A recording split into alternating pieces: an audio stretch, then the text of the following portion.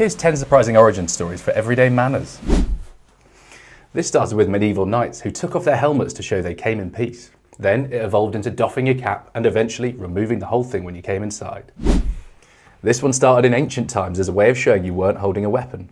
Ladies first.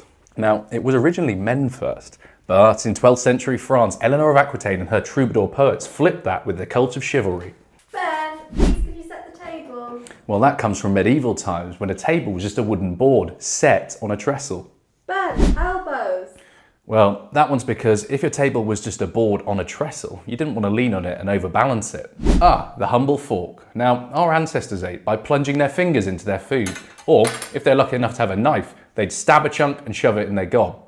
So it was only in the 1500s that Catherine de Medici of Florence spread the fork to the French courts and beyond. Now you'd think they'd be pleased about this, but no, people were fuming. A German preacher even wrote, "Why would God have given us hands if he'd wanted us to use such a diabolical instrument?" Back in the Middle Ages, people didn't use napkins either. Most people licked their fingers clean or wiped them on the tablecloth or even their own clothes. But once again, it was the Florentines who civilized us. Napkins became trendy among their upper classes, and this being the Renaissance, they even made them into art. Cheers!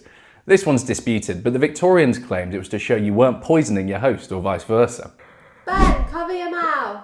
That's from ancient times when people thought your soul could escape through your mouth when you yawned, and illnesses and spirits could get in.